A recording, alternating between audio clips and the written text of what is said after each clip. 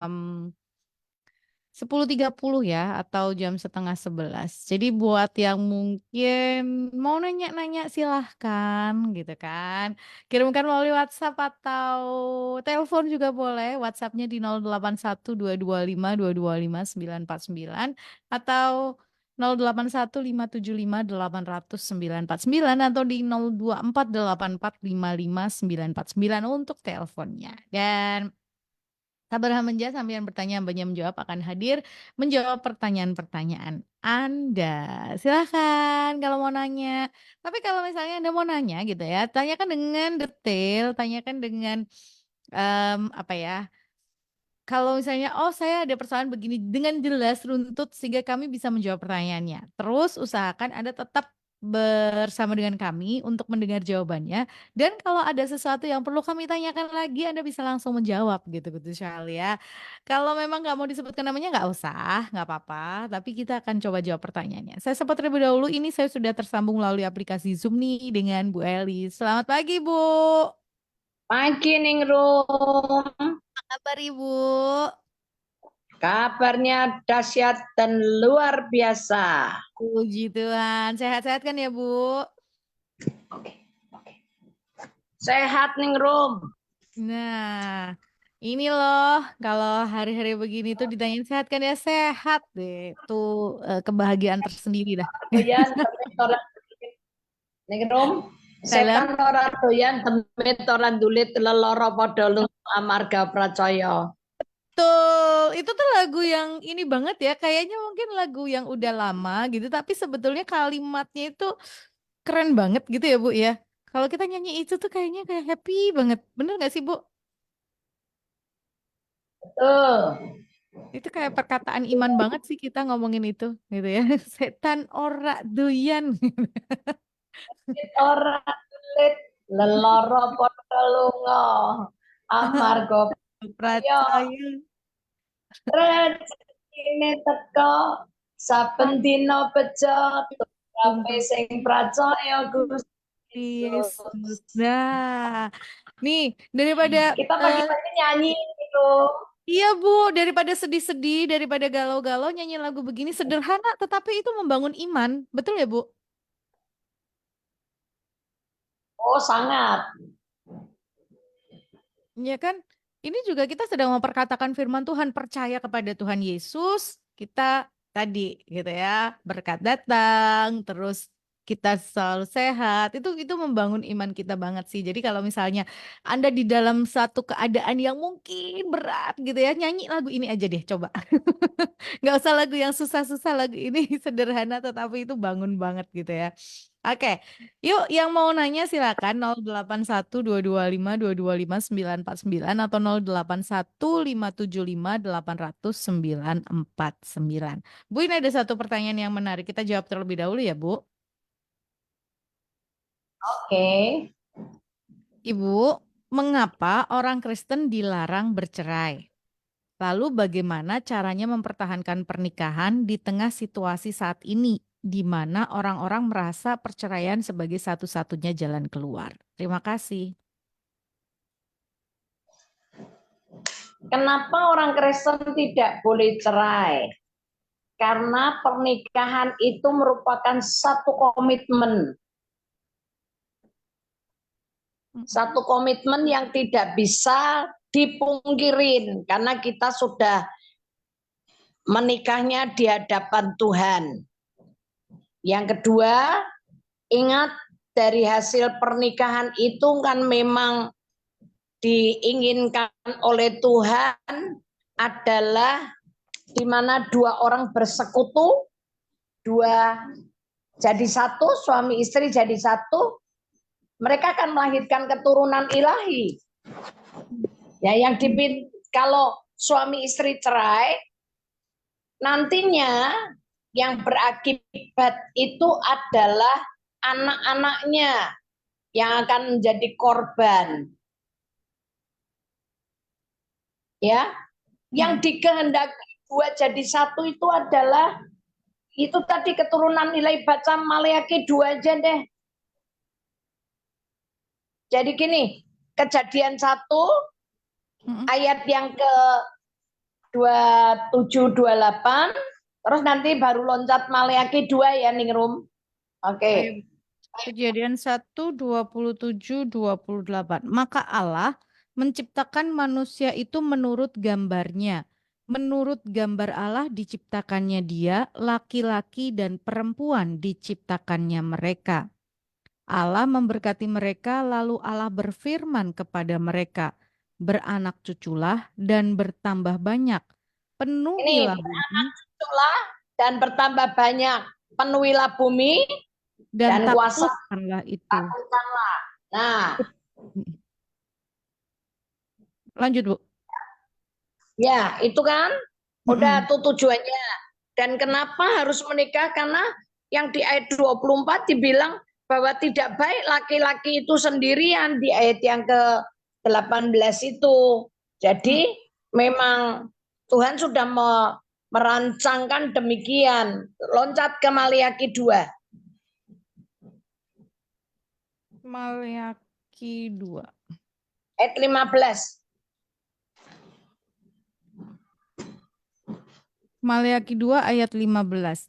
Bukankah Allah yang esa menjadikan mereka daging dan roh? Dan apakah yang dikehendaki kesatuan itu? Keturunan ilahi. Jadi jagalah dirimu dan janganlah orang tidak setia terhadap istri dari masa mudanya. Jelas ya?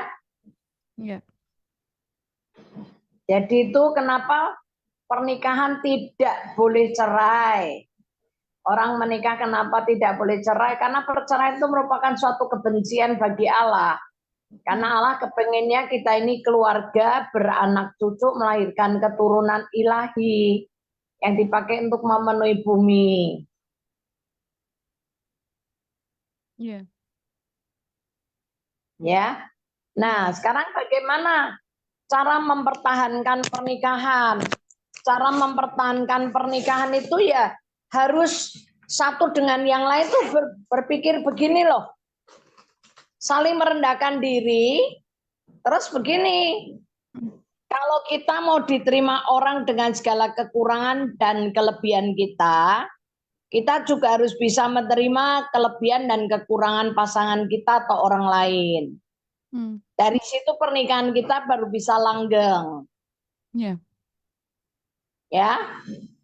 Yang kedua, kita harus saling merendahkan diri. Karena setia adalah merupakan suatu karakter ilahi.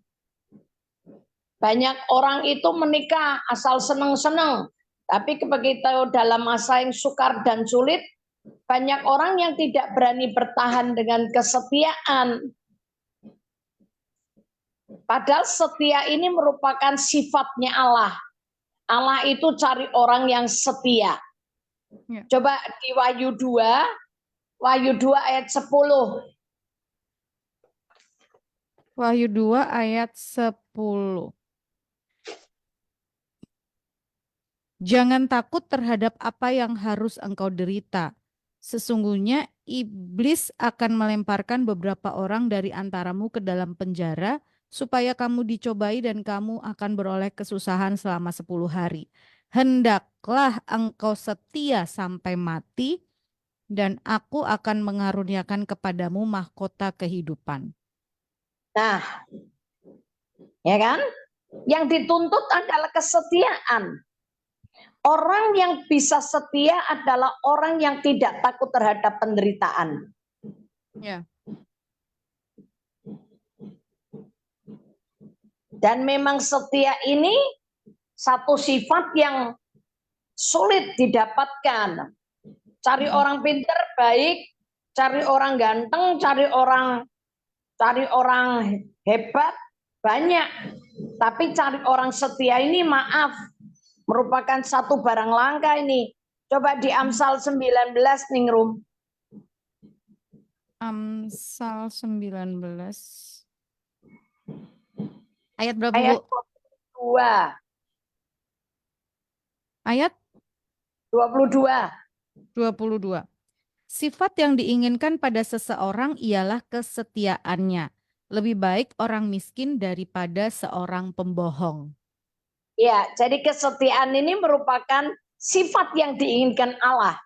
Di ayat 20-nya, ayat 6, maka dikatakan karena ini sifat yang diinginkan oleh Allah, yang dimiliki manusia ini cuman setia.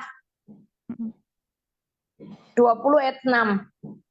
20 ayat 6. Banyak orang menyebut diri baik hati, tetapi orang yang setia siapakah menemukannya? Ya, kalau ada kata tetapi orang yang setia siapa yang menemukannya? Berarti orang setia ini merupakan barang langka, Jarang. jarang, ya, jarang sekali.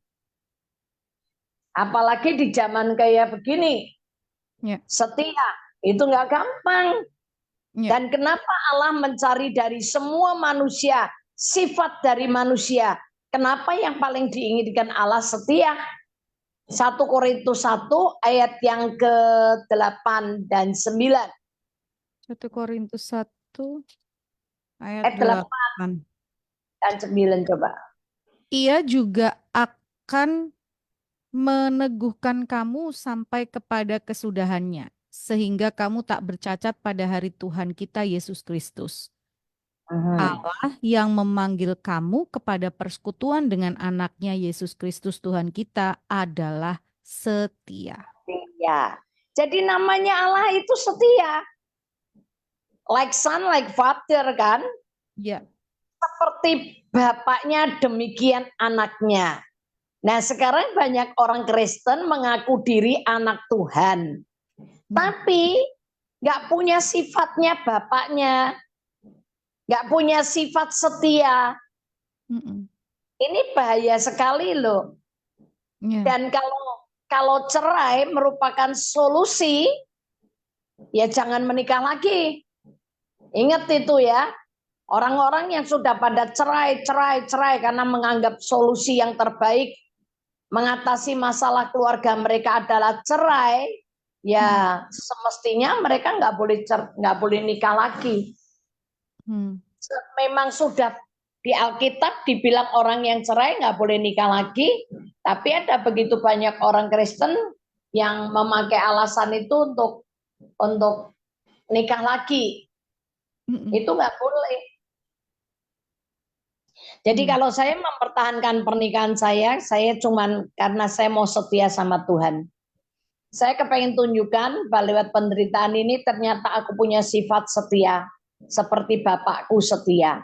Kalau saya hanya menderita perasaan, menderita dalam rumah tangga, makian suami dan sebagainya, ya saya bertahannya karena saya melihat Tuhan. Tuhan saya setia.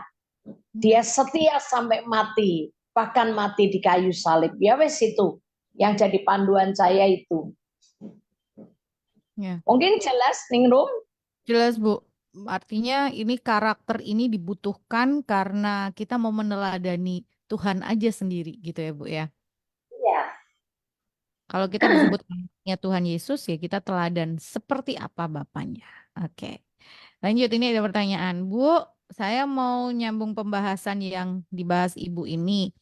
Adakah karunia bujang pada anak-anak Tuhan, Bu? Oh, memilih untuk tidak menikah. Bisa, boleh. Boleh. Boleh, Itu Bu. membujang itu bukan karunia tapi pilihan. Oh, Di bentar, tolong dicariin. Ada ya. orang yang tidak menikah karena dibuat orang, ada orang tidak menikah karena sudah dari sononya, ada orang tidak menikah karena keputusan atau pilihannya sendiri. Sebentar di 1 Korintus 7 kalau nggak salah. 1 Korintus 7. Oh ya, ini udah 1 Korintus. Coba, bener nggak? Di Iya. 29 itu loh. Hidup seperti, ini perikopnya sih, hidup dalam keadaan seperti waktu dipanggil Allah. 29. Itu 29-nya lain. Sebelumnya itu Ningrum. Ada orang yang menikah karena pilihannya sendiri gitu loh. Atau setelah itu ya, atau setelah 29 ya. Bentar Bu, Ningrum bacain dulu. Kalau orang menikah, suami menikah itu dia harus membahagiakan pas istrinya. Tapi kalau istri itu membahagiakan suaminya, tapi ada orang yang memilih untuk tidak menikah itu loh. Hmm, sebentar. Ini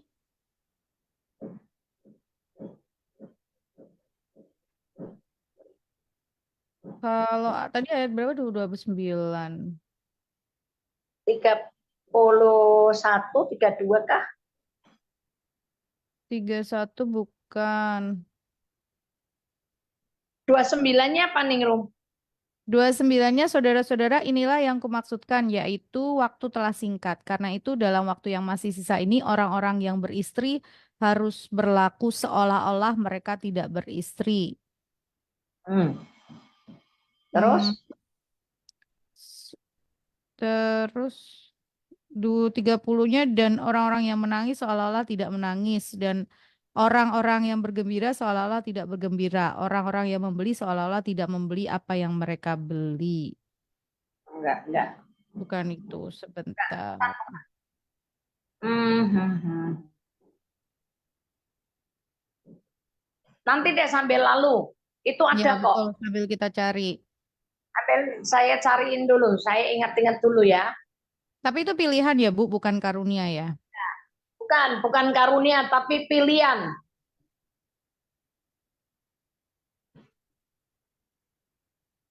Sebentar. Oke, ini tapi memang ini pilihan ya. Nanti ayatnya kita carikan sambil kita carikan. Tapi kayaknya betul di perikop ini. Cuma Ningrum juga lupa. Waktu itu Ibu juga pernah bahas sepintas tentang hal ini. Nah, ini masih ada pertanyaan yang masih nyambung sih Bu dengan pernikahan. Tapi ini menarik. Lagi Bu Elis dan Ningrum mau tanya. Untuk janji pernikahan, apakah kita boleh meminta ke pendeta pada waktu pemberkatan untuk meniadakan kata-kata dalam duka dan sakit? Kita minta dalam suka dan sehat dan kata-kata positif aja. Terima kasih. Gimana? Minta sama pendeta? Jadi kan kalau janji pernikahan itu kan aku menerima engkau gitu kan Bu. Terus dan berjanji mengasihi, mencintai engkau dalam suka dan duka, dalam sehat dan sakit gitu kan. Nah, Ya. gimana kalau kalimatnya itu dalam duka dan sakitnya dihilangkan. Jadi dalam suka, dalam sehat. Boleh nggak? Karena ini dianggap sebagai kalimat positif aja yang disebutkan gitu, Bu. Eh, ya sebetul-betulnya boleh-boleh aja kalimat positif. Tapi dalam realita kehidupan, saya dulu juga pernah berpikir begitu. Tapi Hmm. dalam realita kehidupan, ini yang terjadi itu orang bisa sehat, bisa sakit, orang sakit bisa sehat, gitu kan? Orang kelimpahan tiba-tiba bisa bangkrut, orang yang bangkrut yang nggak punya apa-apa dulunya tiba-tiba bisa jadi konglomerat, banyak gitu loh. Tapi maksudnya kenapa ya kalau negatif nggak mau tapi yang positifnya mau. Kalau dulunya pasangannya nggak punya apa-apa terus nikah jadi sugih kaya mau juga kan. Iya. Jadi itu realita kehidupan kok. Hmm.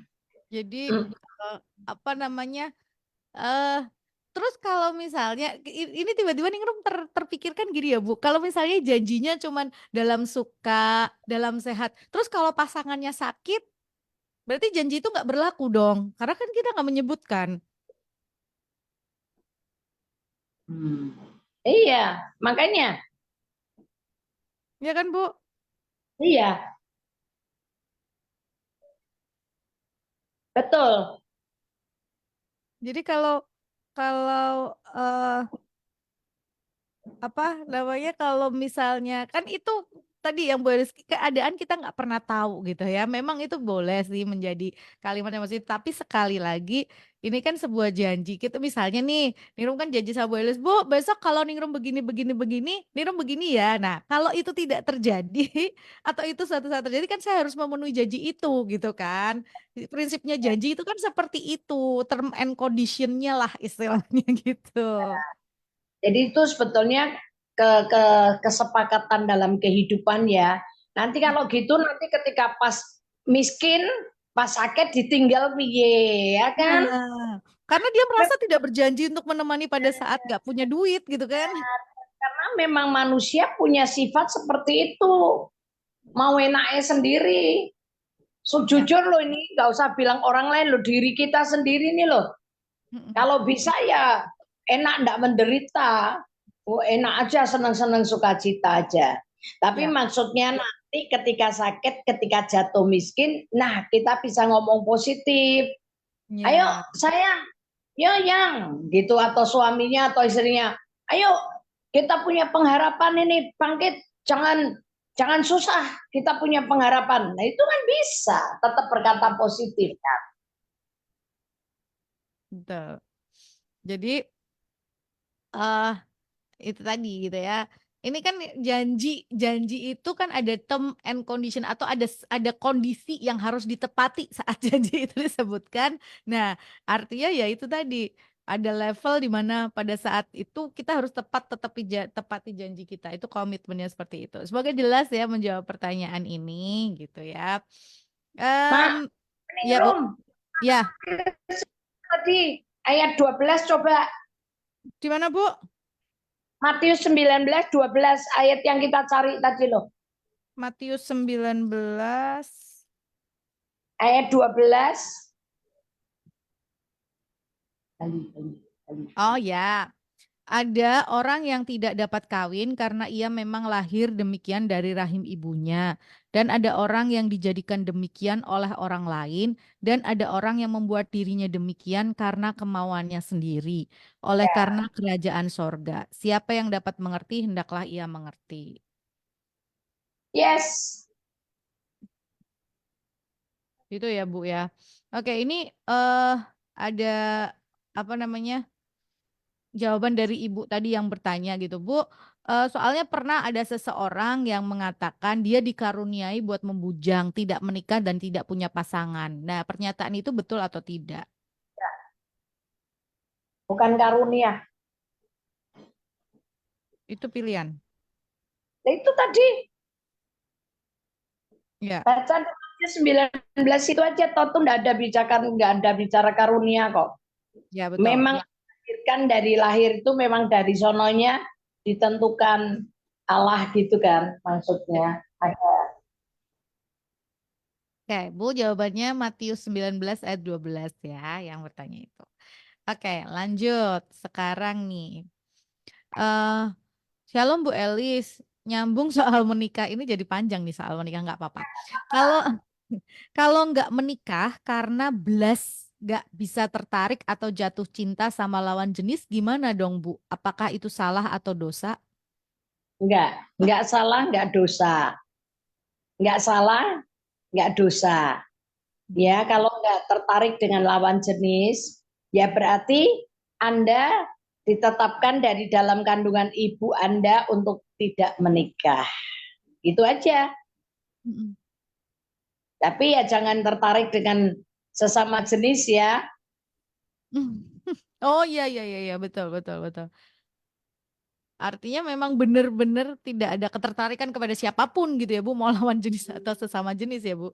Ya, jadi memang enggak kepengen menikah gitu. Enggak masalah. Salah enggak? Enggak. Enggak salah sama sekali. Enggak ada yang bisa disalahkan karena hidup ini memang ketentuan Tuhan.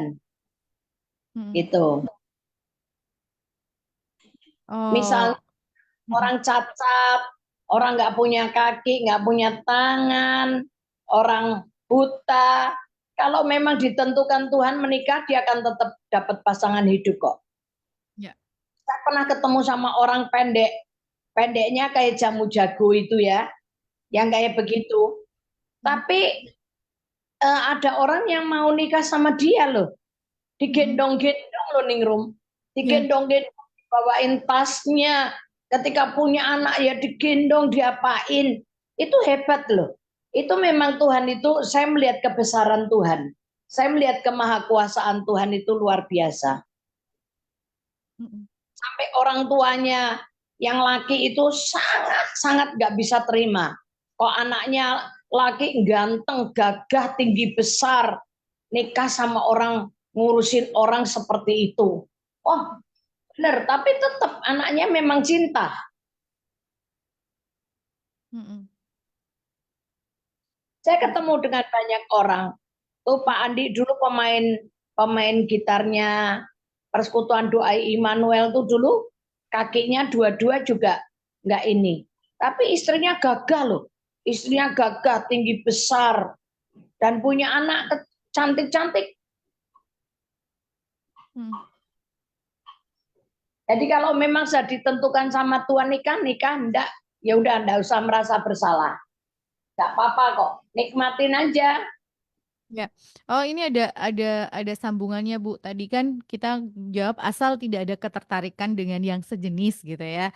Terus beliau ini menjawab dulu nyaris, Bu, tapi ada ketakutan akan dosa. Oh, Sekarang saya puji. benar-benar mepet terus sama Tuhan, takut kecemplung katanya. Betul, betul. Puji Tuhan. Bersyukur sama Tuhan Yesus baik.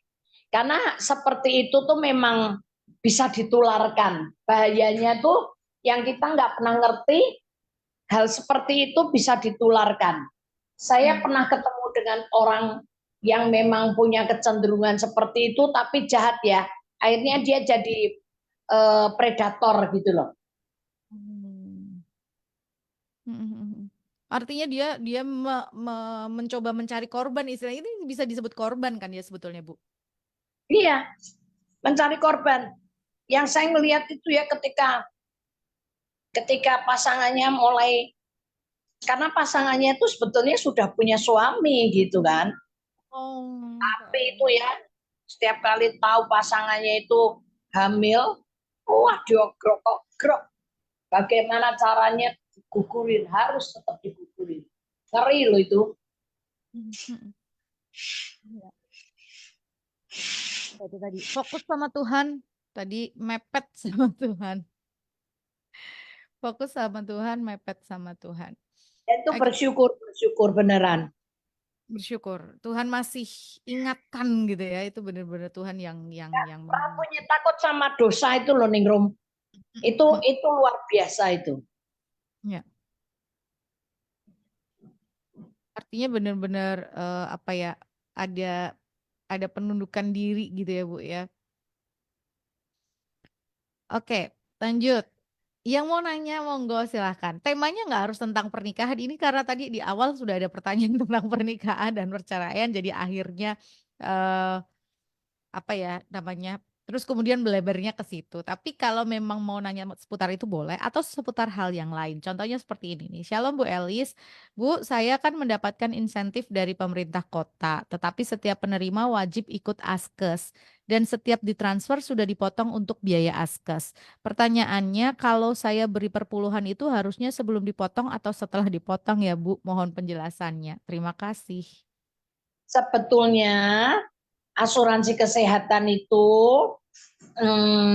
memang itu kewajiban kita, ya. Jadi sebetulnya kalau mau jujur, yang diterima berapa harusnya. Hmm. Cuman kalau dikasihkan ke kita semua belum tentu pegawai itu mau keluarkan untuk biaya askes. Biasanya dipakai dulu buat apa, buat apa. Maka kebijaksanaan dari pemerintah dipotong dulu. Jadi kalau saya ditanya perpuluhan dari mana, ya sebetulnya sebelum dipotong askes. Jumlah Karena totalnya. askes kan untuk diri kita sendiri juga. Ya, betul. Yang pakai kita. Itu aja. Dan itu potongan kan sebetulnya pengeluaran yang harus kita keluarkan gitu ya. Iya. Oke, semoga menjawab pertanyaannya ya. Ini yang bertanya tadi. Yang mau nanya silakan 081 225 225 949, lalu juga 081 575 800 949, atau telepon juga boleh ya. Di telepon WhatsApp-nya boleh di dua nomor itu, atau bisa telepon di 024 84 55 949. Oke, Shalom Bu Elis. Saya mau tanya, apakah berbahasa roh bersama-sama tidak diperbolehkan? Terima kasih. Boleh, boleh, boleh. Bukan tidak diperbolehkan. Boleh. Kalau tidak ada terjemahannya, atau kalau lagi latihan semangat, supaya semangat. Kita lagi latihan ini ya, mengembangkan bahasa roh. Oh ya sangat boleh, nggak ada larangan. Cuman yang nggak boleh itu ketika di pertemuan umum, misalnya itu ada ratusan sampai ribuan orang, banyak orang barunya, nah jauh lebih baik. Jauh lebih baik enggak. Tapi kalau misalnya gereja itu sedang melatih jemaatnya untuk berbahasa roh, monggo silakan. Dilarang juga enggak. Ya. Enggak ada larangan sebetulnya. Cuman maksudnya supaya orang-orang baru itu enggak plonga-plongo gitu loh. Ini opo toh, dan plonga-plongo sambil bertanya, loh ini mereka tuh ngapain, ngomong apa, kok aku enggak tahu. Nah itu, kalau untuk orang-orang yang sudah mengerti dan orang-orang yang memang rindu untuk mengembangkan, nggak ada masalah.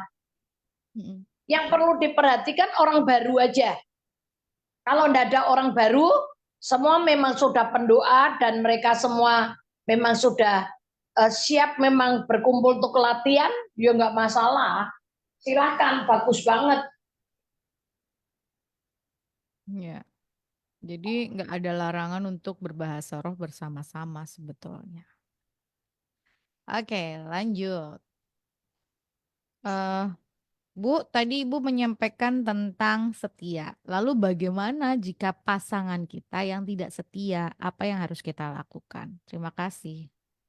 Bukan urusan kita, yang penting diri kita. Nanti dengan kita setia, dia akan katut. Ya, sebab gini, nanti kalau kita nuntut ke pasangan kita kayak telur sama ayam dulu atau telur dulu, gitu kan? Karena masing-masing saling menuntut kan. Kalau setahu saya Tuhan selalu nuntut diri kita dulu. Dengan kita lakukan bagian kita, itu kekudusan kita impartasi ke pasangan kita. Dan ketika kita duluan setia, ya, itu orang lain bisa ikut loh.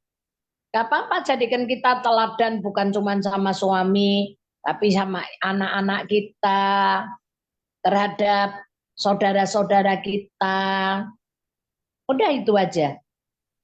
Jadi kita nggak usah ngurusin orang lain, perintah itu untuk diri kita. Ya, nggak usah ngurusin orang lain, itu yang penting itu kita benar dulu di hadapan Tuhan. Ya, diri kita dulu yang jadi pelaku firman. Ya, persoalannya seringkali kan ketika misalnya kita melihat pasangan kita nggak setia, kita terus kemudian sakit hati. Akhirnya kita jadi buka celah dan nggak benar di hadapan Tuhan ya, Bu. Iya malah gini, kowe rak setia, aku iso golek sejene meneh. Mbok pikir kowe tok sing iso golek, aku ya iso. Itu kan kesombongan loh, Ningrum. Betul, betul, betul, betul. Ujung-ujungnya tuh kesombongan kita yang muncul. Karena nggak terima dan ada banyak pasangan yang melakukan itu. Wah, akhirnya rumah tangganya hancur-hancuran. Tapi ketika istrinya bisa bertahan atau suaminya bisa bertahan ya, rumah tangganya utuh loh. Satu kali itu pasangan mereka masing-masing bisa kembali. Dan karena si suami atau si istrinya sudah berlaku setia, terima istrinya lagi yang sudah dalam kondisi nggak bener atau menerima suaminya nggak bener tuh mereka mau loh. Hebat loh. Itu saya kagum banget. Ini laki-lakinya bukan orang miskin lagi. Laki-lakinya orang kaya, ganteng lagi. Oh kalau secara manusia wes malah beneran. Tapi dia tetap setia loh. Padahal sudah ditinggal selingkuh istrinya kayak begitu loh. Hebat. Tapi Ya. kalau bisa jangan kita ya, biarin orang lain dan kita dengar cerita. Kalau ini hanya dengar cerita boleh, nggak perlu kita jalanin gitu loh. Ya. Tapi intinya ketika pasangan kita tidak setia, ya kita harus tetap berlaku setia, gitu Nah, ya. Setia itu bukan berarti terus kemudian kita tidak berkhianat pada pasangan. Setia itu melakukan apa yang Tuhan perintahkan ya Bu ya. Kalau ya, ini mengampuni, mengasihi, itu kan kita setia kepada apa yang Tuhan perintahkan buat kita. iya. Nah, jadi itu sih sebetulnya. Ini karena ada yang tanya nih tadi bagaimana kalau pasangan kita tidak setia ya kita harus tetap berlaku setia mengerjakan Kita seperti harus apa tetap yang setia. betul. Pasangan kita enggak setia, udah itu urusan dia sama tanggung jawab dia sama Tuhan. Bagian kita lakukan, kita tetap setia. Betul. Kita berdoa buat dia, kita mengampuni dia, kita tetap mengasihi dia, nggak ada sakit hati sama dia gitu ya. Ya. Oke, lanjut. Ini tuh tiba-tiba ada yang jawabin tadi loh Bu. Nirma ketawa dulu deh sebentar. Tadi kan Ibu bilang, ini ibaratnya kayak orang beradu argumen mana dulu ayam dulu atau telur dulu. Lah ini ada yang jawab Bu Elis untuk ayam dan telur mana duluan? Menurut saya ayam duluan karena Allah menciptakan binatang bukan menciptakan telur. 100% itu jawabannya betul sekali. Allah tidak pernah menciptakan telur. Maka kayak mau duluan mana kan? Kalau dalam perdebatan kan gitu. Kalau saya cocok dengan jawaban Anda, Tuhan nggak pernah ciptakan telur kok. Tuhan ciptakan ayam yang bertelur gitu. Terima kasih ya buat jawabannya. Loh, itu bagus sekali. Karena saya nggak punya waktu jawab tadi, saya pikir cukup di situ. Tapi kalau ditanya mana dulu telur sama ayam, ya saya kan jawab ayam. Karena memang Tuhan nggak pernah ciptakan telur. Ya, tadi kan kita baca kejadian ya, Tuhan ciptakan binatang bukan binatang, ciptakan telur. Oke. Yuk lanjut yuk. Yang masih mau tanya boleh silahkan. Kita jawab satu persatu ya. Yang sabar kalau masih ngantri pertanyaannya ya. Ibu saya mau tanya lagi dong. Yang harusnya memberi perpuluhan itu orang yang sudah bekerja atau bisa siapa saja. Maksudnya misalnya nih anak-anak yang dapat angpau. Wih yang dapat THR nih. Gitu. Apakah harus kasih perpuluhan juga? Terima kasih. Kalau saya melatih anak, sebetulnya yang ngasih perpuluhan itu adalah orang yang sudah bekerja. Karena diperhatikan bawalah 1/10 dari segala penghasilanmu kan. Ya, cuman kalau saya untuk anak-anak saya melatih.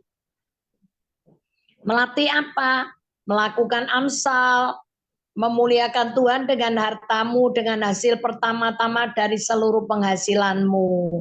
Saya melatih aja. Terus kalau anak saya misalnya mulai kerja apa, jadi dia udah ayo ingetin, jangan lupa ya disisihkan untuk pekerjaan Tuhan. Gitu. Melatih anak boleh. Ya. Tapi kalau saya melatihnya dengan bukan ya bilang perpuluhan, atau ini juga boleh dengan buah sulung. Hmm. Ya. Sintia, dapat angpau. Ayo. Tapi kalau angpau itu sorry. Maaf. Saya yang salah. Kalau buah sulung itu semua kok. Tapi perpuluhan aja. Oh ya, 1/10 ya. Perpuluhan aja dari angpau. Oke. Boleh, ini untuk sarana mengajarkan kepada anak. Dan juga sebagai sarana pembiasaan juga sih. Ya. Jadi Agar kalau mereka, misalnya kasih anak kita uang jajan 1 bulan 1 ya, juta gitu, ya dia kasih perpuluhannya 100 gitu.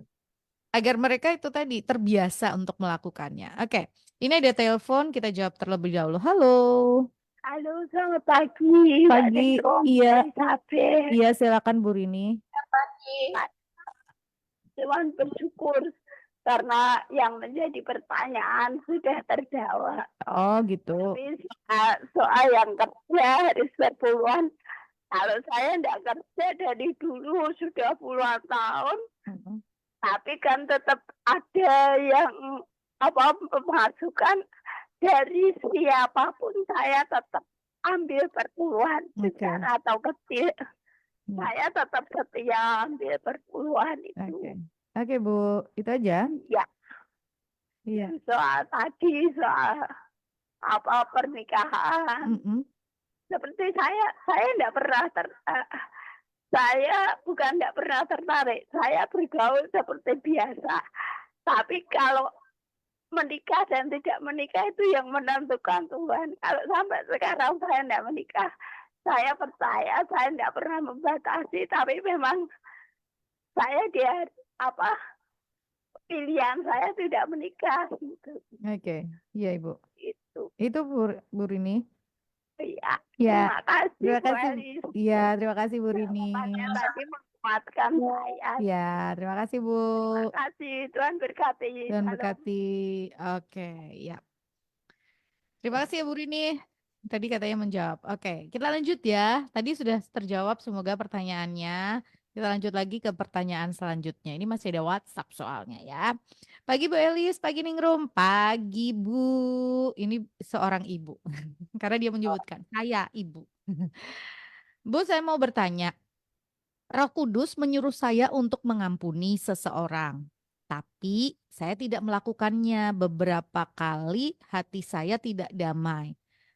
Akhirnya ada seorang pewarta, oke, ini mungkin yang berkhotbah gitu ya, yang mengatakan kerja Roh Kudus itu bagaikan kilat, harusnya cepat disikapi. Kalau tidak, setan bisa mengintimidasi. Akhirnya saya tidak melakukan, bahkan terlupakan. Bagaimana menurut Bu Elis? Loh, ya itu mendukakan Roh Kudus. Pekerjaan Roh Kudus diberikan kepada kita sebagai penolong. Ya. Ya kan? Ya. Nah kalau diingatin sama Roh Kudus nggak mau lakukan kan dia susah toh. Sedih. Itu. Tapi kalau misalnya kan itu suatu ketika dia diingatkan Roh Kudus untuk mengampuni. Terus kemudian sempat terlupakan. Tapi kalau begini kan beliau ingat lagi. Harusnya ketika ingat lagi itu kan juga dia harus kemudian mau melakukan gitu ya Bu ya? Iya harusnya. Dan melupakan itu tuh nggak boleh loh. Bisa melupakan itu berarti nggak memperhatikan. Sebetulnya kalau kita memperhatikan begitu disuruh, ya udah kita kerjakan aja. Karena kalau sampai lupa tuh resiko di tempat kita loh. Ya. Ya toh? Ya betul betul. Jadi kalau misalnya ini sudah diingatkan kembali, ya udah langsung aja Bu untuk ampuni aja gitu ya. Dalam artian langsung aja lakukan gitu ya. Aku mengampuni A, B, C dan lain sebagainya. Nah, Ampuninya nggak usah pakai waktu tunggu lama, langsung buka mulut aja udah. nah betul. Jadi kalau kemudian suatu hari teringat lagi dalam arti itu ya udah langsung lakukan aja. Nggak usah tunggu-tunggu apapun gitu ya. Karena kan itu memang sedang sebetulnya ketika kita teringat mungkin itu juga Roh Kudus sedang mengingatkan kita untuk kita mau mengampuni. Nah, gitu ya Bu, jelas ya. Jadi langsung aja diampuni. Oke, lanjut. Yang mau nanya masih dibuka ya kesempatannya ya. Karena masih banyak waktu kita. 081225225949 atau 081575800949. Shalom Bu Elis. Saya mau tanya apakah orang yang tidak percaya Tuhan Yesus tidak boleh makan dan minum perjamuan kudus. Katanya bisa kena tulah. Apakah betul? Terima kasih. Betul. Oke. Betul. Kita nggak boleh dibuat mainan loh. Persekutuan dengan tubuh dan darah Yesus itu bahaya sekali loh. Jadi kalau nggak percaya nggak boleh. Itu bisa menimbulkan kutuk, bahkan bisa nimbulin kematian. Mm, mm. Jadi ini yang perlu diingatkan juga sih gitu ya kepada orang-orang yang akan menerima perjamuan itu gitu ya. Kecil segala itu nggak boleh loh, ngerengek kayak apa nggak boleh. Anak-anak ya Bu. Ya anak kecil-kecil itu loh. Mm, mm. Ini yang harus dipahami juga sih oleh setiap orang yang ada yang mau menerima perjamuan kudus, bahwa yang mau menerima itu adalah orang yang benar sudah percaya Tuhan Yesus dan dia sudah dewasa gitu ya. Dewasa ini dalam artian dia memang sudah terima Tuhan Yesus gitu, udah dibaptis gitu kan. Ya, Bukan terus kemudian anak kecil-kecil. Kadang-kadang kan ada orang tua yang aduh daripada anakku nangis gitu ya. Nah, itu kan nggak benar ya, Bu. nggak boleh. Mm-mm. Nah, ini yang harus Nggak harus boleh sama sekali.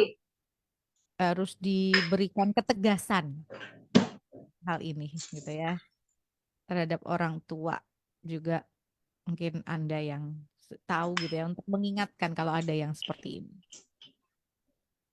diingatkan. Tapi kalau anak-anak ini sedari kecil mereka sudah dikasih pengertian, rasa-rasanya kok mereka juga pasti akan tahu gitu ya.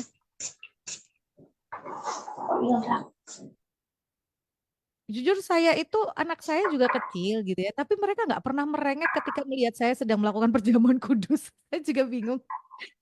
Tapi mungkin karena saya memberikan pengertian itu kali ya, jadi bahwa ini hanya boleh dilakukan oleh orang dewasa gitu kan. Dan anak-anak akan tahu itu kok. Kita berikan pemahaman aja buat mereka.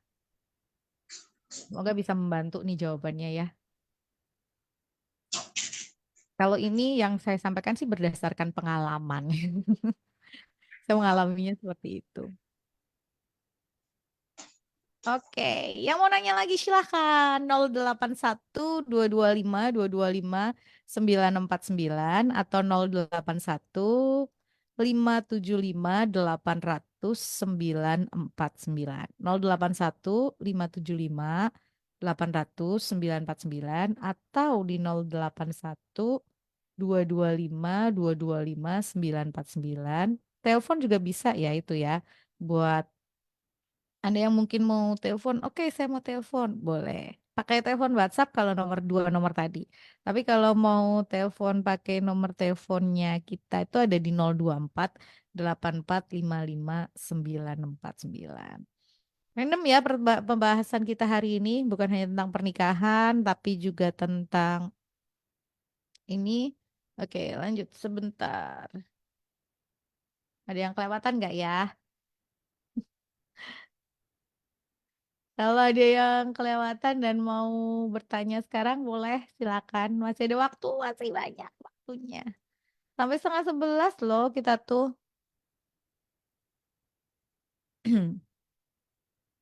Sebentar, ini udah saya baca tadi. Terus,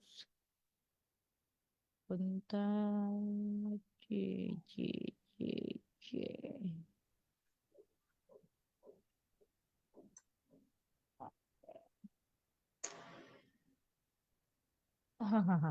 Sudah ini ternyata sudah saya baca. Ayo WhatsApp-nya sudah saya baca semua. Ada yang mau nanya silakan. Udah nggak ngantri. Waktunya masih lumayan loh. Jadi ya mau nanya dan masih panjang. Jadi kalau mau dijelaskan dengan detail bisa. 081 225 225 949 atau 081 575 800 949. Em, Tadi ya tentang yang perjamuan kudus itu memang kita harus mengingatkan untuk setiap orang itu menghormati betul-betul gitu ya Bu ya ketika kita melakukan Iya, perjamuan kudus itu ya Bu ya. ya, Jadi dan kalau tadi ya kalau anak-anak itu eh kalau mereka diberi pengertian rasa-rasanya mereka akan paham tentang itu Bu. Ini adalah sebuah bentuk penghormatan. Oke, kita angkat telepon dulu karena ini ada yang telepon. Halo. Halo, Iya, ya shalom Mbak Ningrum dan Shalom. Ibu Elis. shalom. Iya, Iya, silakan. ya saya mau nanya, eh, boleh nggak sih Bu kita memegang mimpi itu sebagai satu pesan Tuhan untuk hidup kita? Karena kemarin anak saya yang SMP itu dia eh, beberapa bulan lalu ya pertamanya kejadiannya, tahu-tahu pagi dia bilang, Mah, Pah, Tuhan itu mau kasih berkat, mau buka berkat untuk keluarga kita. Tapi Mama Papa siap ya sama prosesnya. Kami hanya mengiyakan. Kemudian tidak lama mungkin sekitar 2 sampai 3 minggu dia cerita lagi, Mah, aku selama seminggu itu dikasih mimpi sama Tuhan, ceritanya sama. Jadi aku diboncengin papa naik motor, tapi jalannya tuh bergelombang, Mah. Kayak habis banjir, jeglong-jeglong, licin sekali. Aku sampai heran, jalan sebegitu jeleknya kok bisa kami lalui. Nah, terus itu selama seminggu Bu Elis. Iya. Kemudian setelah seminggu itu dia cerita lagi, Mah, aku dikasih Tuhan ending dari mimpi itu. Apa nak? Saya tanya. Jadi setelah jalan yang bergelombang licin itu bisa kami lalui dengan lancar. Setelah itu tuh jalannya naik terus Mah. Tapi terjal dan aku sama Papa bisa lalui. Nah, setelah di ujung jalan itu ditanjakan, aku sama Papa ditolong sama seseorang. Orangnya tuh aku bisa ngerasain tulus banget Mah. Orangnya kayak gimana Kak? Saya nanya. Ya, ya bajunya putih. Oh, saya cuma diam aja Bu. Terus setelah ditolong gimana? Ya udah, setelah di puncak itu kami berdua bisa melihat sinar matahari itu cerah banget Mah. Nah di situ tuh pemandangannya bagus banget. Terus Mama kemana? Saya nanya. Mama itu ada di satu tempat Mah, sudah nunggu. Tapi bukan Mama posisi dipanggil Tuhan atau meninggal ya Mah. Jadi Mama tuh sudah di suatu tempat, sudah nunggu aku sama Papa. Nah ceritanya mimpinya sih seperti itu Bu.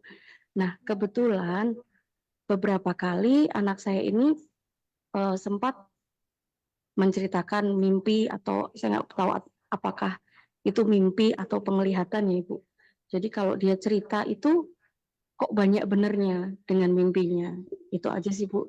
Dan ceritanya mendetail ya. Boleh Anak-anaknya mempercayai mimpi ceritanya itu mendetail. sebagai pegangan kita bahwa itu adalah satu pesan Tuhan untuk kita. Terima kasih Bu Elis, Mbak Ningrum. Sebentar, jangan ditutup coba. Sebentar, jangan Tanya ditutup. anaknya umurnya berapa? Iya. Apa Bu? Gimana? Anaknya umurnya berapa? Anaknya umur berapa Mbak? Anak saya kelas 1 SMP, Mbak Ningrum, kurang lebih 13 Oh, udah gede. atau 14 tahun. Udah gede. Dan apakah dia suka mimpi? Apakah dia suka mimpi? Iya. Jadi ketika dia mimpi, kebanyakan itu terjadi. Sudah dari sejak umur berapa dia mimpi, suka mimpi? Sudah sejak umur berapa dia suka mimpi? Kemungkinan kelas 6 ya Bu. Dari kelas 5 sampai sekarang. Kelas 5, 6 terus sampai sekarang. Oke. Baik. Ya. Oke. Ya. Iya. Oke, ditutup dulu nggak apa-apa Mbak. Ya. Terima kasih. Ya, terima kasih. Ari. Ya, gimana Bu? Mimpi itu bisa menjadi satu tempat Tuhan berbicara, tapi juga yang kedua mesti diwaspadain. Ya, diwaspadainya kalau itu dari kuasa gelap. Nah, makanya setiap kali mimpi nggak ada salahnya kalau kita menguji segala roh. Jadi kita doain, bilang dalam nama Yesus, kalau ini mimpi yang dari Tuhan, ya terjadi. Kalau ini mimpi yang dari kuasa gelap, saya batalkan dalam nama Yesus. Saya patahkan, saya batalkan. Dalam nama Yesus, darah Yesus sucikan aku, itu semua tidak akan terjadi. Itu ya. Tapi kalau dilihat tadi mimpinya, anaknya bisa mimpi berseri begitu, dan dia ingat bisa cerita dengan jelas, biasanya tuh dari Tuhan. Hmm. Saya dapat mimpi yang sampai hari ini sudah 35 tahun, mimpi itu 40 tahun, mimpi itu nggak pernah hilang dari mata saya. Jadi itu yang dibilang penglihatan dalam mimpi. Ya, ada beberapa poin mimpi yang memang saya dapatkan itu sampai sekian puluh tahun nggak hilang di mata saya. Itu jadi itu Tuhan. Nanti kalau tiba-tiba teringat sesuatu nggak nginget ini, nggak nginget tiba-tiba muncul loh. Yang saya lihat dalam mimpi itu muncul gitu. Tapi ada juga yang dalam penglihatan dalam kondisi kita nggak tidur ya. Tapi kalau yang dari mimpi karena kita tidur kita mimpi itu bisa terbawa sampai bangun dan kita nggak lupa, kita bisa menceritakan dengan detail, dengan jelas, itu berarti Tuhan bicara sama kita. Ada maksud Tuhan. Ya. Nah kalau ngelihat mimpinya ibu tadi, anaknya ibu tadi, oke, prosesnya walaupun jalannya bergelombang, toh bisa dijalani kok. Dan walaupun setelah jalan berlombang, jalanan tanjakan tetap bisa dijalani, oke semuanya bagus nggak apa-apa. Dinikmati aja perjalanan hidupnya. Ya, yang penting endingnya mencapai tujuan, ditolong satu orang sampai ibu bisa ada di posisi tempat yang tertinggi. Itu ya. Tuhan berkati. Terberkati ya, semoga bisa menjawab pertanyaannya. Gitu ya. Oke, tadi awalnya berdoa sama Tuhan, gitu kan, bahwa kalau ini memang berasal dari Tuhan, biar terjadi, gitu kan. Jadi serahkan semuanya kembali kepada Tuhan gitu ya. Oke, semoga bisa menjawab pertanyaan tadi. Lanjut. Oke, ini lagi. Selamat pagi Ningrum, selamat pagi Bu Elis. Pagi. Saya mau tanya, 2 tahun yang lalu saya ikut ibadah anak muda di sebuah gereja. Dan ketika di ibadah itu ada satu pujian dan semua anak melompat-lompat bersorak-sorai. Namun yang mengherankan, saya diperlihatkan asap hitam mengelilingi anak-anak yang sedang melompat-lompat itu. Ketika pujian itu selesai, tiba-tiba asapnya hilang. Bukan hanya saya saja yang melihat itu, namun teman saya juga melihat hal yang sama. Apakah arti peng, apakah arti penglihatan itu kepada saya, Bu? Terima kasih. Ujian anak muda, sukacitanya bisa ngelawan kuasa gelap, bisa melawan tudung hitam. Ya kan tadi gitu ya. Setelah kuasa keluar asap hitam, terus habis selesai pujian asapnya hilang kan? Betul nggak nih Rum? Ya betul. Setelah pujiannya selesai, Ya, asapnya juga hilang. ya itu berarti kuasa kegelapan, hal-hal yang buruk-buruk, yang negatif yang ada dalam diri anak-anak itu keluar dan pergi. Dan saya percaya itu. Saya percaya sekali. Itu bisa terjadi. Ketika saya ikut Jambore Nasional tahun 80-an di Tawangmangu itu, ketika kita pujian tiba-tiba dari tangan anak itu ngepul satu asap hitam. Terus dari sana ada ngepul dari kepala keluar asap hitam. Wah, pada kelepasan dan mereka terlepas. Mereka ngalami kelepasan. Itu seperti itu. Itu kegelapan yang ada dalam diri anak-anak itu keluar dari hidup anak itu ketika mereka pujian dan itu menyingkir jauh. Ya. Maka kita push anak-anak muda kita untuk bisa ibadah di kebaktian youth supaya ada sukacita. Ya. Oke, semoga menjawab pertanyaannya ya tadi yang bertanya. Lanjut. eh Oke, ini ada pertanyaan tentang perjamuan. Masih seputar tentang perjamuan kudus. Bu Eli, saya pernah kejadian pas perjamuan, anak saya waktu itu masih balita. Minta perjamuan. Saya kasih pengertian terus ngerengek. Akhirnya selesai perjamuan, saya kasih anggur yang sisa. Ini gimana ya Bu? Mohon penjelasannya. Terima kasih. Terus dia menambahkan lagi. Tapi Bu, sekarang ada gereja juga yang mengadakan perjamuan untuk anak-anak sekolah minggu. Ini bagaimana ya Bu? Terima kasih. Ya. Anak sekolah minggunya yang kelas berapa? Oh ya. Kedua, kemudian gini, segala sesuatu yang dilakukan tanpa iman itu nggak ada artinya, Ya. ya kan? Karena melakukan perjamuan suci itu merupakan peringatan kok. Jadi kita ini yang harus ingat gitu loh. Mengingat apa sih yang Tuhan katakan sama kita, apa yang Tuhan perbuat buat kita. Jelaskan itu di 1 Korintus 11 itu 24 itu jelas, itu dilakukan sebagai peringatan. Ya. Jadi kalau anak-anak ini kan apa ya, mereka belum tahu gitu ya apa yang mau diingatkan oleh mereka gitu kan. Justru Karena itu. imannya itu loh. Iya.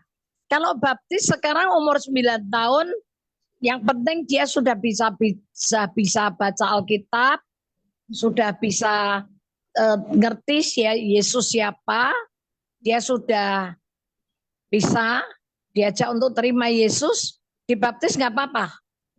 Dan setelah dibaptis, berarti dia bisa menerima cerita tentang Tuhan, dia bisa diajak untuk mengingat akan korban Kristus, boleh. Tapi kan itu anak sekolah minggu tapi juga umurnya 9 tahun sudah ngerti gitu loh, nangkep gitu. Kalau zaman dulu kan baptis setelah umur 12 tahun. Ya. Ya kan, karena ngikutin. Tapi zaman sekarang itu umur 9 tahun sudah boleh. Karena pengertiannya selama anak itu sudah bisa baca, sudah bisa mengetahui Yesus itu siapa, Injil itu siapa, dan ngapain, nah itu boleh. Iya. 9 Sekarang tahun. pembatasnya bukan usia lagi, tapi pengertian. Ya. 9 tahun itu mungkin kira-kira anak usia SD gitu ya, SD kelas 5 itu atau kelas 4 itu artinya mereka sudah punya pengertian, mereka sudah bisa baca firman, mereka sudah mengerti dan memahami, boleh. Jadi mungkin tadi yang perjamuan anak-anak sekolah minggu, kalau anak ini sudah dibaptis dan sudah mengaku percaya Tuhan Yesus ya memang sudah diizinkan gitu ya Bu ya. Tapi untuk anak-anak yang mungkin usianya lebih kecil ya jangan dulu deh, gitu kan. Karena mereka belum punya pemahaman atau pengertian yang benar tadi. Oke, lanjut sebentar. Lanjut. Oke, ini masih tentang perjamuan kudus juga. Bu Elis mau tanya, pada waktu perjamuan kudus untuk makan roti dan minum anggur, dalam menghormatinya apakah harus mengangkat roti dan anggur di atas kepala kita? Terima kasih. Sebetulnya itu hanya simbolis. Hmm. Itu hanya simbolis, yang penting kita menghormati. Kita menghormati bahwa tubuh dan darah Yesus itu ada di atas kehidupan kita. Itu aja. Kalau nggak mau ngangkat tangan, hatinya nggak punya pengertian juga nggak ada gunanya.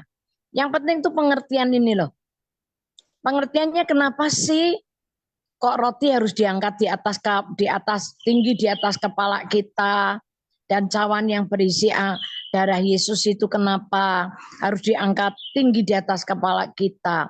Maksudnya itu tujuannya kita sadar dan mengerti bahwa kita menjunjung tubuh dan darah Yesus itu lebih tinggi dari kehidupan kita. Gitu aja. Ya. Jadi kalau saya sudah punya pengertian gitu ya, nggak mungkin saya nggak akan ngangkat tangan saya. Dan nggak mungkin saya akan tidak mengangkat cawan yang berisi darah Yesus kan. Ya. Betul. Makanya dimulainya hanya dengan pengertian dulu. Oh, kalau kita tahu kehidupan Kristus dan darahnya itu agung, lebih mulia, mau diserahkan ke kita, ya kita lakukan aja. Betul. Jadi dimulainya itu dari pengertian kita terlebih dahulu ya Bu ya, bahwa kita memahami Ya, bahwa kita menghormati ini gitu ya, kita mengakui bahwa tubuh dan darah Tuhan ini menjadi satu hal. Oke, lanjut. Ini ada yang bertanya. Salam Bu Elis, apakah bisa salib mengusir setan? Terima kasih. salib kayu nggak bisa, Ya, tapi salib yang dalam pengertian yang sesungguhnya bahwa kita menyalibkan kedagingan kita bisa. mm-mm. Tapi kalau salibnya enggak loh ya. Ya, Karena penjahat di kayu salib aja matinya digantung di kayu salib. Sebetulnya yang berkuasa itu bukan salibnya, tapi siapa yang ada di atas salib itu. ya, Makanya setan nggak pernah takut. Rumah kita mau dipasang salib gede juga nggak pernah takut ya. Hanya ya. takut kalau dalam diri kita ini ada benar-benar salib Kristus. Kita yang hidupnya menyangkal diri dan memikul salib kita tiap hari, itu setan takut. Ya. Jadi salib itu kan hanya sebuah benda gitu ya dalam artian seperti itu ya. Ya dia nggak ada dalam artian nggak ada kuasa apapun gitu ya. Tapi yang berkuasa itu justru Yesusnya itu. Iya, karena cara kematian orang-orang tahun itu kan memang disalib. Betul. Ya. Oke. Ini ada pertanyaan lagi. Bu, saya mau tanya, apakah di dalam kekristenan ada istilah indigo? Lalu ketika anak saya bisa melihat roh-roh yang di luar kuasa Tuhan, apakah yang harus kami lakukan karena dia merasa tidak nyaman? Karena dia merasa tidak apa, nyaman. Nyaman. Gampang, ditutup aja mata ketiganya.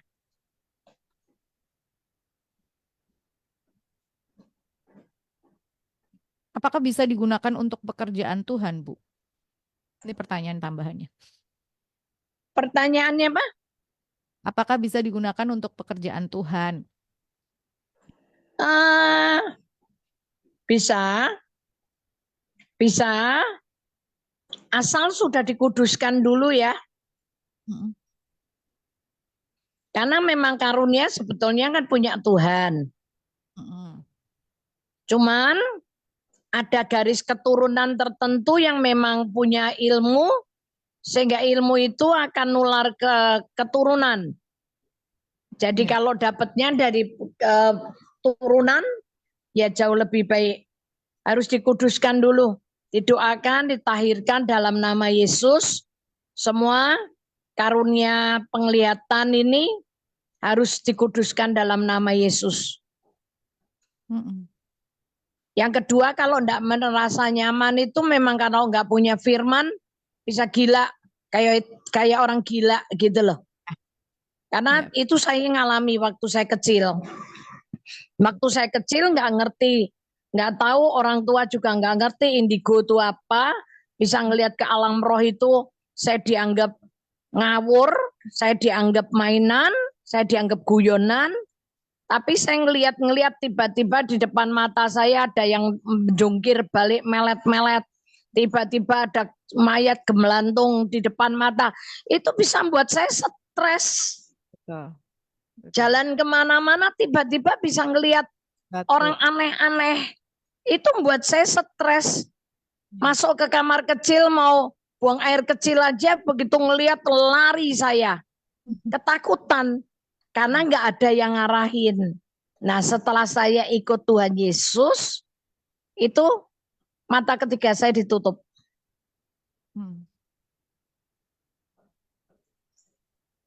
Ya. Aman Eh, buat saya. itu boleh. Kalau memang anaknya nggak nyaman dan sudah sangat terganggu gitu ya. Karena ada yang sering kali tadi yang Bu Elis sebutkan stres itu bisa berdampak ke fisik sakit misalnya. Dalam artian dia karena saking ketakutannya ya Bu. Terus Iya, kemudian dia iya. bisa mengalami kecemasan yang berlebihan, terus kemudian sampai demam dan lain sebagainya. Itu bisa, sangat bisa. Karena tadi pengaruhnya ke psikisnya dia, karena dia ketakutan gitu ya. Nah, ini boleh minta sama Tuhan untuk ditutup mata ketiganya. Tapi yang pasti adalah landasan firman Tuhan itu harus kuat buat anak-anak seperti ini. Jadi dia harus benar-benar kita sebagai pendampingnya tuh harus memberikan pengertian yang benar tentang firman Tuhan, landasan firman Tuhan bahwa Tuhan itu, bahwa hidupnya itu berharga di mata Tuhan, dia punya kuasa bersama dengan Tuhan. Itu harus kuat banget sih sebetulnya. Kalau menurut saya itu juga sih ya Bu. Iya, Karena nggak gampang loh. Tiba-tiba tadi seperti yang digambarkan Bu Elis, mereka melihat hal-hal yang kita nggak lihat, tapi bentuknya nggak bagus sama sekali, gitu ya.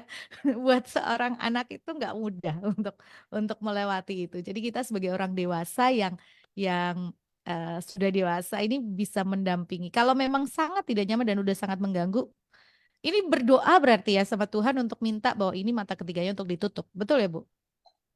iya. Terus pakai minyak diolesi di antara kedua belah dahi itu, di situ diolesin minyak tanda salib, butain, ditutup mata ketiganya.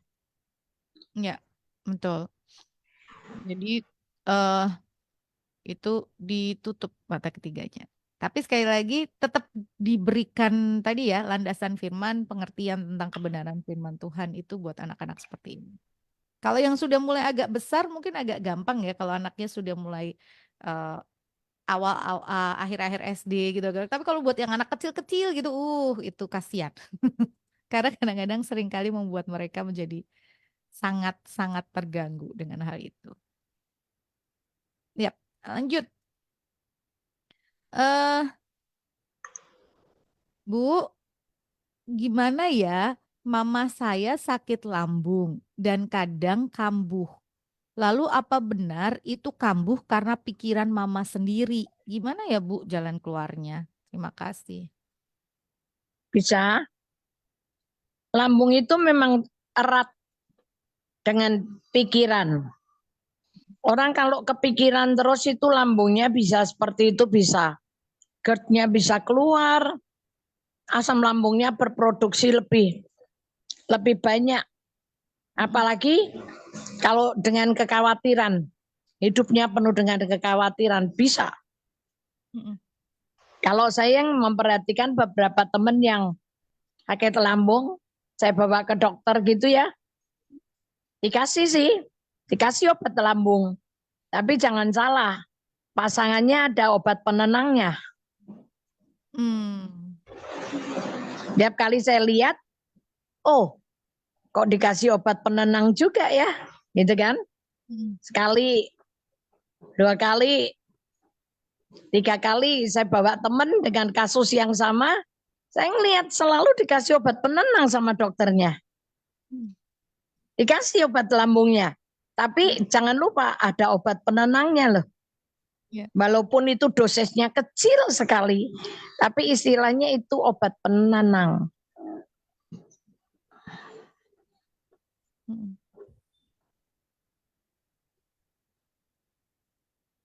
Jadi apa namanya? Ada kaitannya. Kaitan. Kalau jalan keluarnya ya em, Harus ya dibangun imannya ya betul. supaya dia nggak takut dengan Mm-mm. kehidupan ini. Mm-mm. Mm-mm. Mungkin ditanya juga sebetulnya apa sih yang menjadi sumber kecemasan gitu ya. Karena kadang-kadang Iya. ada beberapa hal yang tidak terungkap atau dipendam sendiri, kemudian itu yang menyebabkan eh, sakit itu gitu kan. Jadi bisa ditanyakan gitu ya, sumber kecemasannya apa, lalu dibangun imannya, diajak untuk balik lagi fokus kepada Tuhan Yesus. balik lagi ya gimana caranya bangun imannya ya baca firman, renungkan, katakan dan lakukan ya Bu. Oke, karena ini memang beberapa sakit yang dari apa ya tadi pikiran, terus hati gitu-gitu kan memang balik lagi obatnya ya kembali lagi kepada dirinya. Oke, ini kan karena dia bertanya tentang mamahnya, artinya dia sebagai seorang pendamping juga harus memahami. Betul ya, Bu? Apa Ningrum? Ini kan tadi yang kirimkan WhatsApp kan dia bertanya tentang mamahnya. Artinya ini sebagai si anak juga harus memahami apa sih sebetulnya yang mungkin menjadi kecemasan dari ibunya, seperti itu ya, Bu? Ya, betul, betul. Sebetulnya ibu itu lagi memikirkan apa gitu. Coba aja diliatin dulu. Ya. Diurai satu persatu persoalannya apa, sehingga bisa menjadi siapa tahu dari situ terus kemudian terungkap, terus bisa diurai dan ibunya bisa lebih tenang. Tapi yang pasti tetap ya balik lagi bangun imannya pada Tuhan Yesus. Fokus, fokus, fokus. Oke, masih ada waktu, masih kira-kira 10 menit. Karena ini sudah 10:18 ya. Kira-kira 10 menit ke depan kalau masih ada yang mau tanya silakan 081 225 225 949 atau 081 575 800 949. Kita dari pertama buka sampai terakhir kita nggak berhenti loh ini. WhatsApp-nya banyak Dagangan laris terus. manis Ningrum. Laris manis Tanjung Gimbul. Ini hari ini Dagangan laris ya, rezekine ngumpul. dagangan konseling. Dagangan konselingnya ketemu sama Bu Elis hari ini. Ini ya Bu, kalau dikumpulin. Soalnya pagi-pagi kita tadi udah nyanyi sih. Betul. Ini kalau dikumpulin saya ngebayangin ya, saya coba dihitung tadi berapa ya? 1, 2, 3, 4, 5, 6, 7, 8, 9, 10. Nah, itu coba bayangin kalau 10 ngantri ketemu sama Bu Elis, itu bisa berapa hari? Saya tuh nggak bayanginnya gitu. Nah kita tuh loh 1,5 jam bisa ngobrol dan bahas banyak hal gitu sama Welly, terus semuanya dapat jawabannya gitu ya. Itu kan wow gitu. Kalau harus ngantri satu-satu gitu kan ketemu ibu gitu lah panjang nanti. Nggak bisa selesai 1 hari. Ya. Jadi kalau ada yang mau nanya lagi silakan. Wih, langsung ada yang typing tapi. Silakan 081 225 225 949 atau 081 575 800 949. Tinggal 10 menit sih kebersamaan kita, tapi diusahakan kalau cepat bisa kita jawab. Oke. Kalau Eh, kalau nggak ada yang mau ya nyanyi lagi. kita kayaknya harusnya buka nyanyi lagi. Ini ada pertanyaan Bu. Shalom Bu Elis, mau tanya. Kalau Oke, ini konsepnya mungkin si penanya ini tentang perjanjian lama kalau saya menangkap. Di perjanjian lama itu kan jangan menyebut nama Tuhan Allahmu dengan sembarangan kan Bu. ya, Bangsa Israel kan nggak menyebut YHWH ya Bu, Yahweh itu ya. kalau nggak berani nyebut YHWH, nggak berani. Nah, nah ini yang mau ditanyakan, kenapa tidak boleh menyebut YHWH dengan sembarangan? Pertanyaan seperti itu Bu. Karena mereka menganggap itu nama sangat kudus. Itu nama sangat kudus, sakral sekali. Dan mereka nggak berani menyebut nama itu sembarangan. Mm-mm.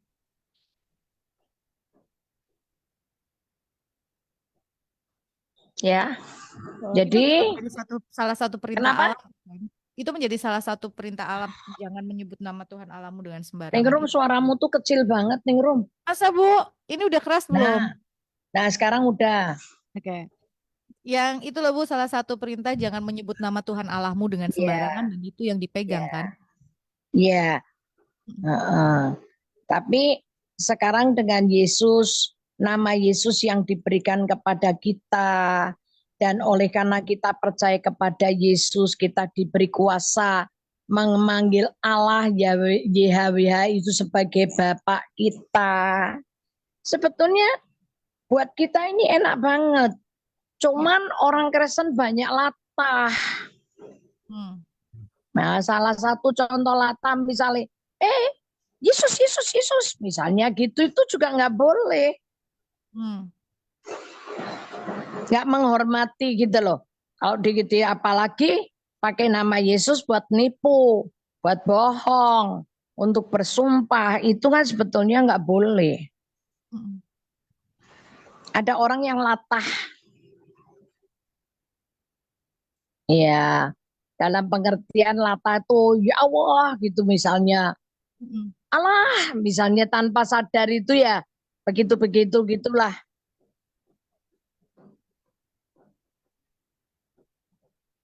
Ya, jadi kadang-kadang kita sendiri yang masih menyebut dengan sembarangan, gitu ya.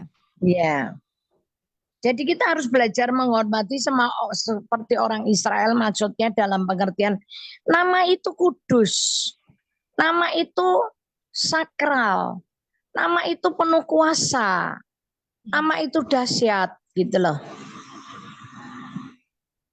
Ya. Jadi ada penghormatan seperti itu gitu ya. Kita menghormati seperti itu kepada, bukan karena kita hanya mengkultuskan nama gitu ya, tetapi kita menghormati dari menyebut nama itu gitu kan. Oke, lanjut. Ini pertanyaan terakhir deh. Bu, ini masih mengganjal di hati, Bu. Jadi ada gereja yang setiap bulan itu mengadakan perjamuan pakai anggur dan dan roti buat kegiatan sekolah minggu besar dan kecil. Anak saya pernah ikut karena sekolah di tempat tersebut. Lah ini sudah terlanjur. Gimana dong Bu? Kita kan nggak tahu. Enggak boleh enggak, kalau nanti tolong di WA gerejanya mana, nanti saya bisa ketemu dengan pendetanya, saya bisa ngobrol, saya bisa tanya alasannya apa. Nah, setelah itu nanti saya bisa kasih Coba. selanjutnya berita.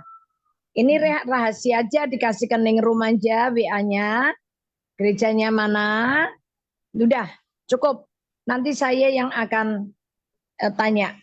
Saya nggak mau menghakimi, saya nggak mau ngomong apa-apa dulu sebelum saya tahu alasan gereja ini apa untuk memberikan perjamuan suci buat anak-anaknya. Ya, Mungkin boleh ya, itu supaya ini semua demi kebaikan loh. ya. Kita Supaya sedang. anak-anak kita juga nggak salah loh. Ya, oke. Ya, semoga menjawab pertanyaannya. Ibu kalau mau hubungin saya, silakan kirimkan di WhatsApp ini ya, Bu. Nama gerejanya apa? Saya nggak akan on air kan. Kita nanti saya yang ngomong langsung sama Bu Elis. Oke, gitu ya. Lanjut. Masih ada satu lagi. Nggak apa-apa ya, Bu. Salam Bu Elis. Ningrum mau nanya. eh, Ayah saya sudah meninggal di Januari 2024. Kalau saya kangen dengan ayah saya, apakah saya boleh berdoa untuk ayah saya? Terima Nggak kasih. boleh. Meninggal 2000 berapa? 24 barusan Januari. Barusan. Ya. Apakah saya boleh berdoa? Untuk ayah saya. Buat apa? Pertanyaannya. Berdoa untuk ayah Anda buat apa? Berdoa buat ayah Anda ketika ayah Anda masih hidup boleh. Tapi setelah ayah Anda meninggal, Anda doa lagi buat ayah Anda buat apa? Mm-mm. Pertanyaannya gitu kan? Ya. Buat apa? Karena udah selesai, ayah Anda sudah selesai. Kita lihat ya, kalau mau berdoa ya sama Tuhan. Coba lihat Pengkhotbah 12 ayat 4, ayat 7. Kenapa saya berkata berdoa buat ayah Anda buat apa? Karena ayah Anda sudah kembali ke Tuhan. Pengkhotbah 12 ayat 7. Dan debu kembali menjadi tanah seperti semula, dan roh kembali kepada Allah yang mengaruniakannya. Nah, roh ayah Anda sudah kembali kepada Tuhan yang mengaruniakan.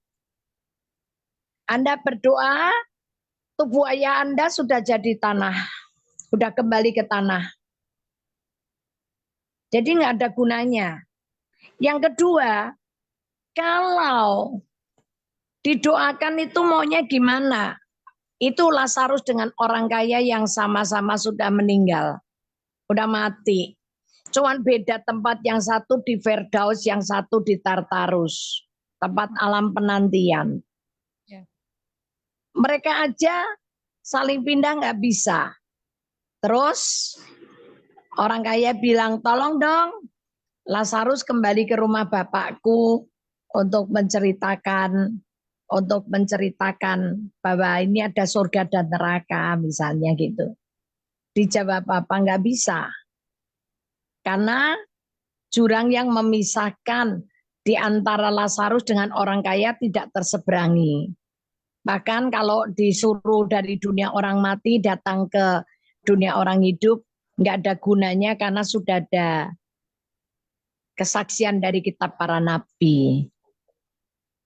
Nah, kalau Anda yang berdoa untuk ayah Anda, buat apa? Doanya sama Tuhan Yesus saja. Ya. Nanti roh ayah Anda sudah sampai ke Tuhan kok. Kalau udah percaya loh ya. Ini jawabannya untuk apa? Untuk diampuni dosa-dosanya. Nggak bisa. Nggak bisa. Untuk diampuni dosanya. Ya. Saya jawabnya gini, kok enak ya. Kalau saya sudah mati nanti tolong didoain supaya dosa-dosa saya diampuni sama Tuhan. Ya, ngapain kita hidup kudus? Ngapain kita jaga hidup? Ya kan? Ya. Kalau dosa bisa diampuni setelah kita mati, ya kita nggak usah hidup kudus lah. Hidup aja sembrono. Enggak loh, nggak ada loh. Selesai ya selesai. Serius, selesai. Kalau mau didoakan diampuni dosanya ketika dia masih hidup. Ketika dia masih hidup, doain. Papa diajak terima Yesus, dia selamat, minta ampun sama Tuhan Yesus, pasti dosanya diampuni. Kalau masih bisa mengakui dosa, kalau nggak bisa ngakui dosa, udah gini, yang ngakui dosa Anda, yang nggak kepake. Saya ngomong bukan berdasarkan, nggak ada dasar ayatnya loh. Coba Pengkhotbah 9. Pengkhotbah 9 ayat yang ke 5 dan 6. Orang kalau sudah mati itu nggak tahu apa-apa. Dan nggak ada lagi bagian mereka dalam segala sesuatu yang terjadi di bawah sinar matahari. Karena orang-orang yang hidup tahu bahwa mereka akan mati. Tetapi orang yang mati tak tahu apa-apa. Tak Orang ada mati itu saya nggak tahu apa-apa. Nggak ada lagi upah lagi bagi mereka. Bahkan kenangan kepada mereka sudah lenyap. Baik kasih mereka maupun kebencian dan kecemburuan kasih mereka, kebencian maupun mereka sudah lama hilang.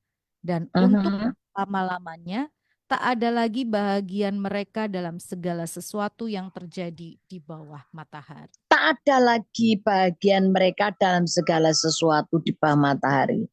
Jadi udah selesai. Orang meninggal itu sudah selesai. Finish. Sudah. Nggak bisa dirubah-rubah lagi. Makanya jangan terlambat. Kalau mau diminta diampuni, papinya didoain. Saya seperti papi saya. Saya doain sampai satu kali tuh Roh Kudus suruh saya ke rumah papi saya. Saya tuntun papi saya terima Yesus. Saya tuntun papi saya minta ampun buat semua kesalahan papi saya. Nah itu diampuni. Terus papi saya pulang, udah selesai. Udah selesai.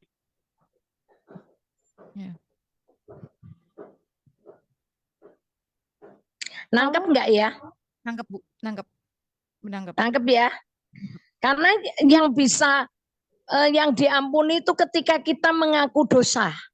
Ya. Di 1 Yohanes 1 ayat 9. 1 Yohanes 1 ayat 9. Jika kita mengaku dosa kita, Jika kita mengaku, kita loh ya, kita mengaku. Mengaku itu butuh kerendahan hati ya. Mengaku dosa kita, maka ia adalah setia dan adil, sehingga ia akan mengampuni segala dosa kita dan menyucikan kita dari segala kejahatan. nah kalau sudah mati gini ya sudah nggak bisa ngaku, selesai.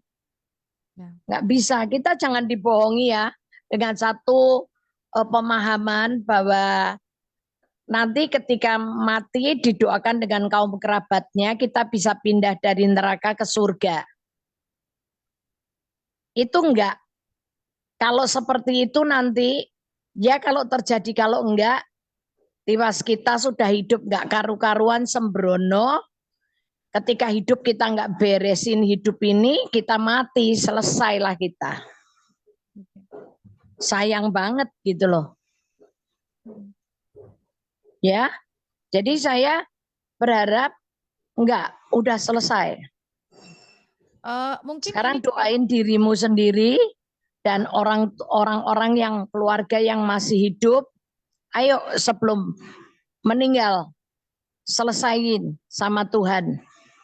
Minta ampun sama Tuhan buat semua dosanya. Nah, nanti ketika dia dipanggil pulang selesai. ini mungkin Saya karena tahu yang saya kalau melayanin orang-orang yang mau dipanggil Tuhan pulang gitu, saya pasti tuntun terima Yesus, saya tuntun untuk minta ampun buat semua dosanya.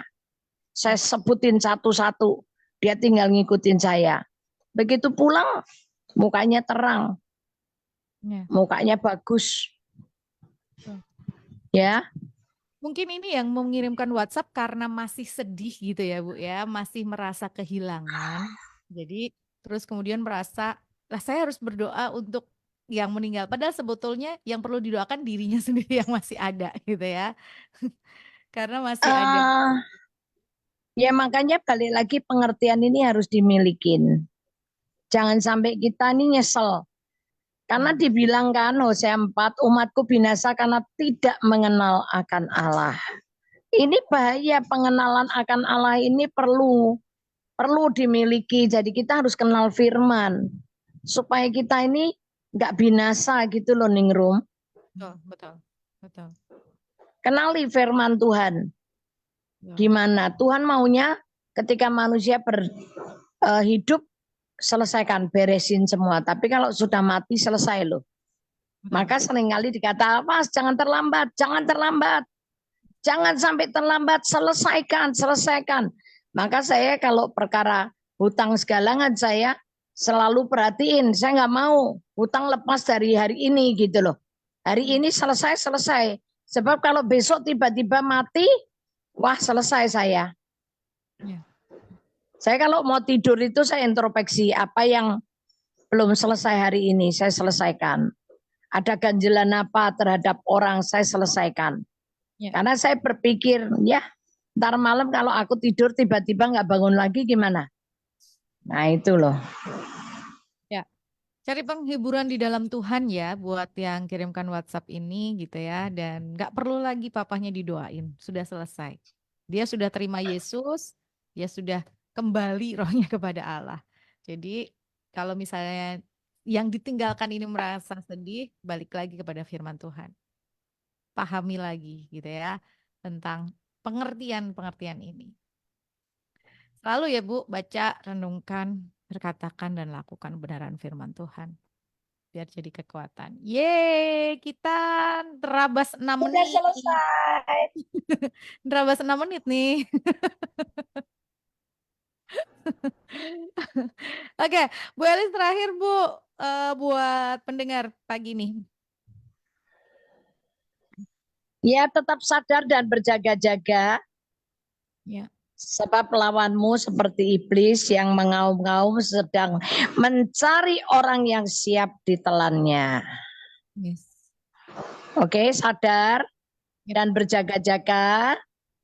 Sadar dari WA, dari medsos lagi